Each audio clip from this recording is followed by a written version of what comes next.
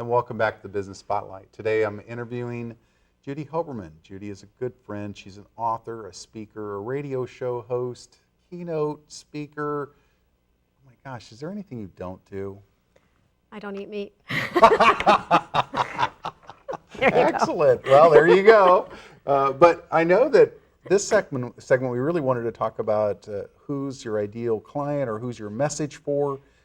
You've written several books. Tell us more.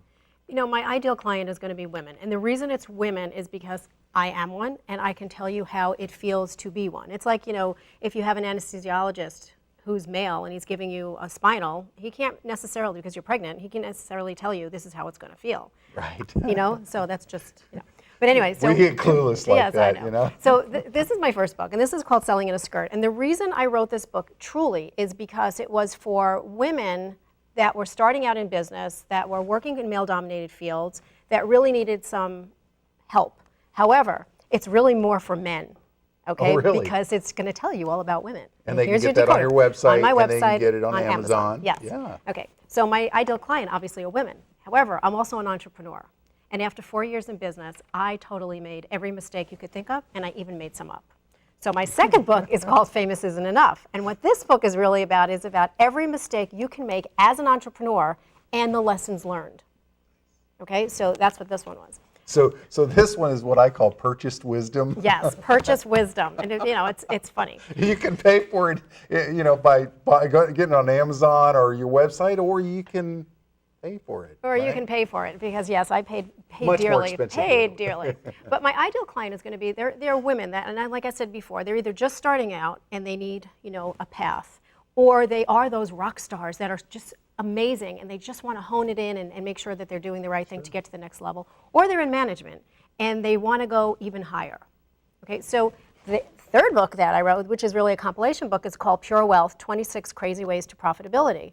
And it's all about, it's 26 women that wrote this book, and it's all about our definition of pure wealth, because everybody's definition is different. Right. Okay? Right. So go back to the clients again. When you talk about women, everybody has a different motivating factor.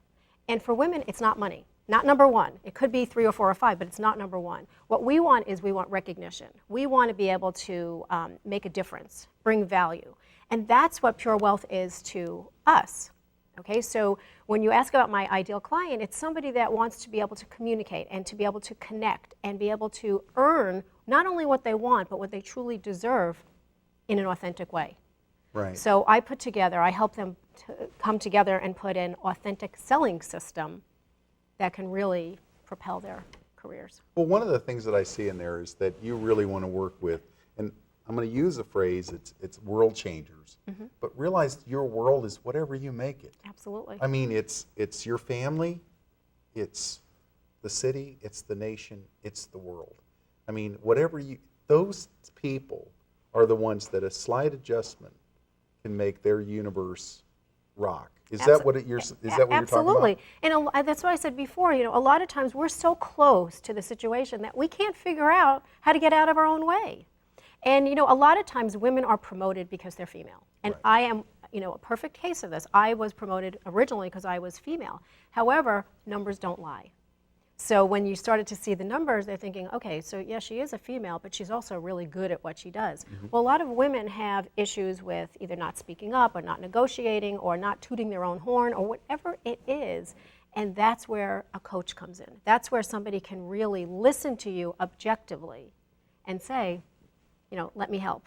Well, one of the things that I'm curious about is I've run into working with a lot of different people in different areas, and unworthiness tends to creep into that, keeping them back. Now I will tell you, guys and gals, it doesn't really matter, it shows up. But I wonder, have you dealt with that, or do you deal with that in some of the things you're talking about? Yeah, I mean, almost anything, any situation will come up. You know, one of the things is what motivates people. So why are they complacent, or why are they not doing what they could be doing? And a lot of it is around motivation.